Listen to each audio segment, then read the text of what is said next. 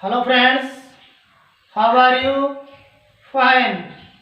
चलिए एक बार फिर से आपका मेरे YouTube channel English classes by Mahesh Tanan में आपका हार्टी वेलकम, आपका हार्दिक आभार, अभिनंदन। चलिए टाइम को वेस्ट करते नहीं है, सीधे टॉपिक की ओर बढ़ते हैं। आज हमने टॉपिक लिया है क्लास 12 कंपल्सरी इंग्लिश।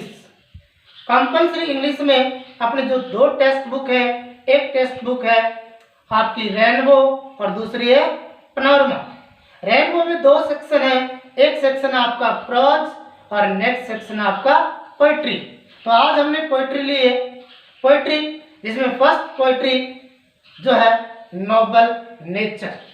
तो आज अपना टॉपिक है पोएम। पोएम का नाम है द नोबल नेचर और इसके पोएट का नाम है बेन जॉनसन। चलिए आज हम इस पोएम की ओर बढ़ते हैं, पोएम के बारे में समझते हैं। देखिए पोएम सीधे में खड़ा हुआ, पोएम मैंने बोर्ड पे लिखी, मैंने रीडिंग लगाई, मैंने ट्रांसलेशन कर दिया, काम क्लियर ना। हम ऐसा नहीं करेंगे, हम थोड़ा सा अलग पढ़ेंगे, मतलब पोएम को पोएम के ढंग से समझेंगे। पहले ये समझेंगे कि ये पोएम क्या है, इसके पोएट कौन है, पोएट के बारे में समझेंगे और पोएम के अंदर कवि किस चीज को समझाने का प्रयास करता है और किस चीज को समझाता है। ठीक है, तो आज हमारा टॉपिक क्या बन रहा है, द नोबल नेचर।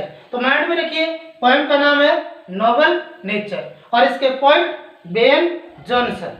ठीक, चलिए हमने लिखा Ben Jonson is regarding as one of the major dramatics and poets of the 17th century. मतलब 17वीं शताब्दी के अंदर बेन जॉनसन एक ड्रामिस्ट और इसके साथ में ये पोइट था।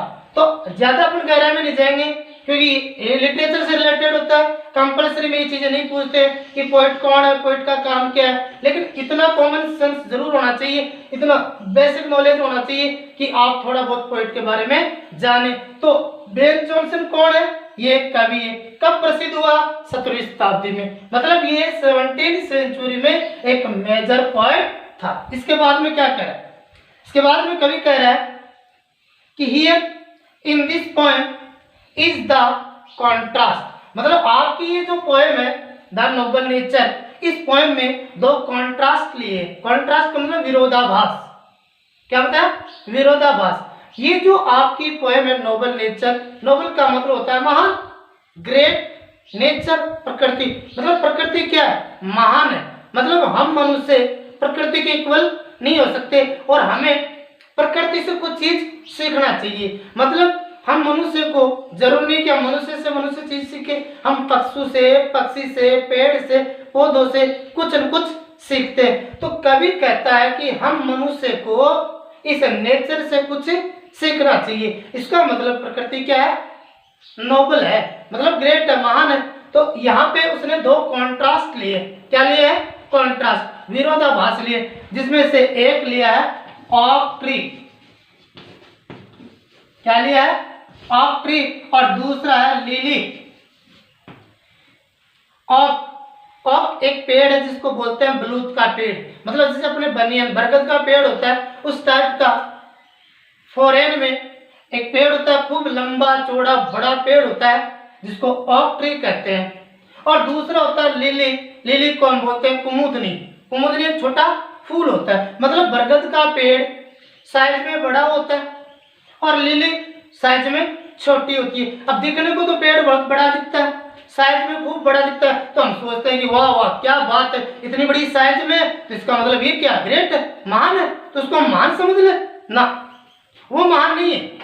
दूसरी इसके अल्टरनेट में लिली। लिली छोटा है, एक दिन का फूल है, तो लिली तो छोटी हुई, तो इसका मतलब क्या, तो छोटी चीज को हम नकार दे।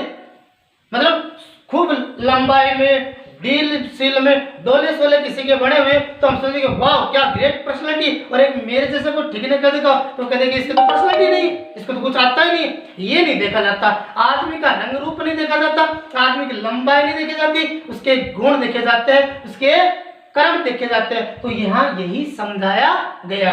मतलब कवि क्या कहता है, क्या कहता है कि here in this poem is the contrast, मतलब इस पोएम में दो कॉन्ट्रास्ट है। क्या है? दो विरोधाभास है। और वो विरोधाभास क्या करें?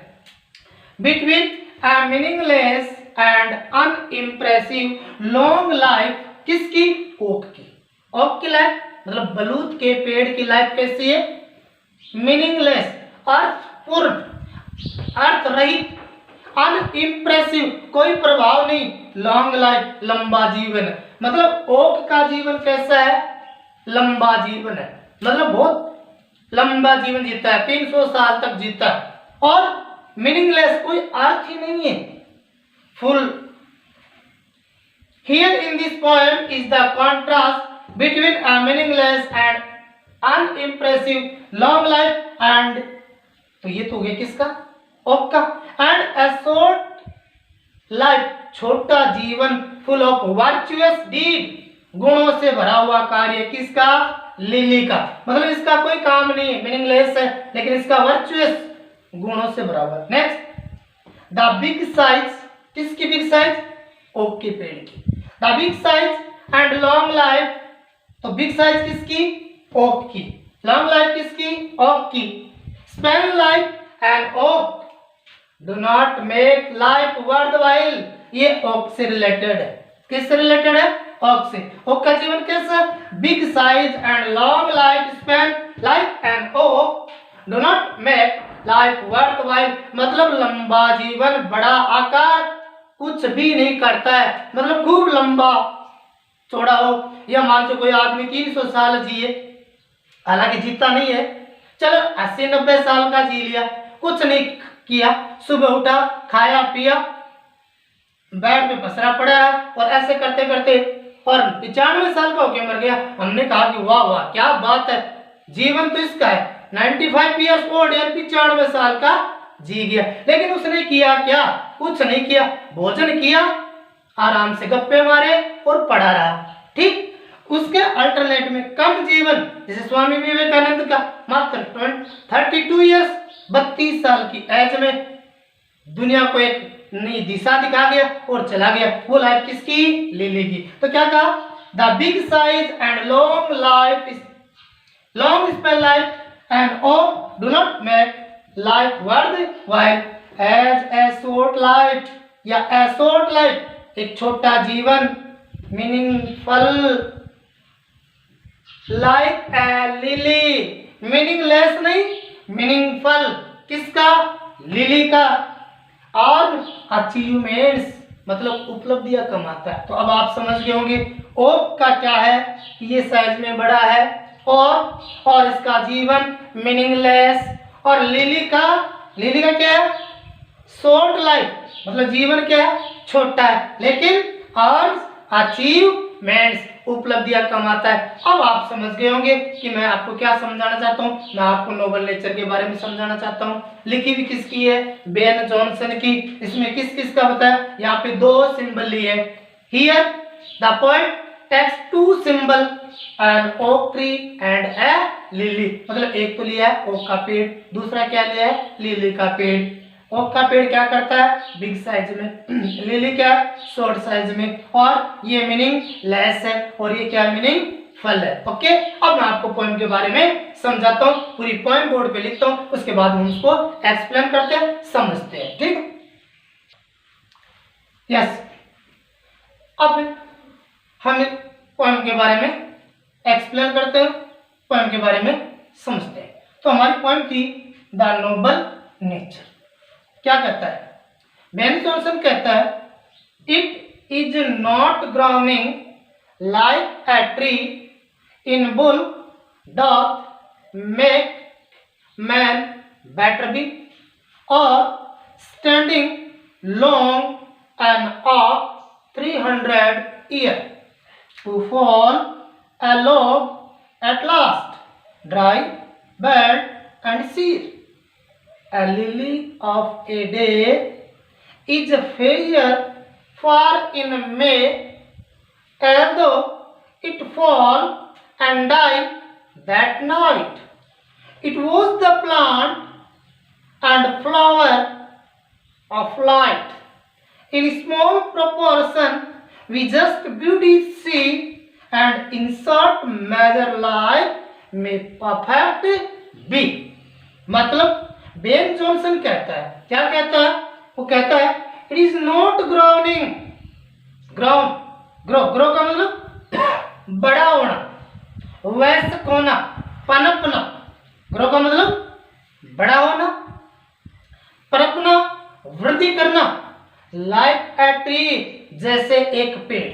मतलब कवि कहता है कि पेड़ की भांति बड़ा बनने की आवश्यकता नहीं है, साइज में बड़ा होने की आवश्यकता नहीं है। इन बुल क्या नहीं, बिग साइज, BUL के बुल मीन्स बिग साइज, बड़ा आकार। बोध BOTH बोध मतलब दोनों। मैन बनाते हैं, मैन आदमी को, बेटर भी अच्छा, और स्टैंडिंग और ये खड़ा रहता है, लॉन्ग लंबा, एन ओक जैसे पेड़ बलूत का। कवि कहता है कि पेड़ की भांति बड़ा होने की आवश्यकता नहीं है, बड़ा बनने की आवश्यकता नहीं है। जैसे बड़ा पेड़ किसको पता है? ओक को। ओक का पेड़ क्या होता है? बड़ा होता है, साइज में बड़ा होता है, खड़ा रहता है, 300 ईयर और 300 साल का जीवन व्यतीत करता है। टू फॉल जब ये नष्ट होता है, मतलब एंड होता है, एलोग LOG लॉग का मतलब होता है ए पीस, क्या? ए पीस ऑफ वुड, लकड़ी का टुकड़ा। टू फॉल ए लॉग लकड़ी का पीस बनता है, टुकड़ा बनता है।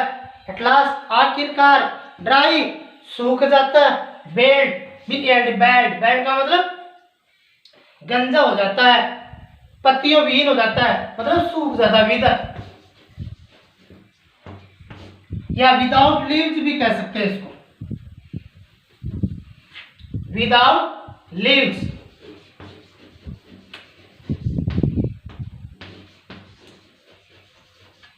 सूख जाता है, एंड सीर और मुरझा जाता है, विदर। क्या कहा?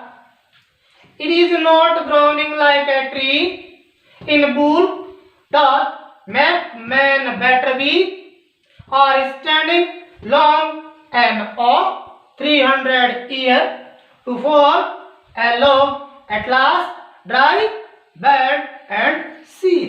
मतलब ओक का जो पेड़ है वो खड़ा रहता है और 300 साल का जीवन व्यतीत करता है, और जब इसका एंड होता है, जब ये नष्ट होता है तो क्या होता है? क्लास ड्राई सूख जाता है, बेल्ड विदाउट लीव्स बिना पत्तियों के होता है, एंड सीर और विदर मुरझा जाता है। ए लिली एक कुमुदनी ऑफ ए डे एक दिन, और ये फूल है मात्र एक दिन का। इज फेयर FAIR फेयर का मतलब सुंदर, ब्यूटीफुल। इज फेयर सुंदर होता है, फार इन मई के महीने में खिलता है। लिली का पेड़ क्या है? सुंदर है, कब खिलता है? मई के महीने में। एल दो यद्यपि इट फॉल नष्ट ये भी होता है, ये थोड़ी है कि यही नष्ट हो गया, नष्ट ये भी होगा। एल दो इट फॉल नष्ट ये भी होता है, एंड डाई और समाप्त होता है, दैट नाइट उसी रात, मतलब जिस रात जन्म लिया उसी रात ये क्या होता है? समाप्त होता है। इट वॉज द प्लांट ये पौधा है, इट वॉज द प्लांट ये पौधा है। ए फ्लावर फूल है, लाइट प्रसन्नता, लाइट हैप्पी न्यू ईयर प्रसन्नता का, तो ये किसका पौधा है? प्रसन्नता का, खुशियों का पौधा है। इन स्मॉल प्रोपोर्शन छोटे अनुपात में, प्रोपोर्शन अनुपात में, वी जस्ट ब्यूटीज सी हम केवल सुंदरता देखते हैं। मतलब छोटा जरूर है लेकिन हम इसकी क्या देखते हैं?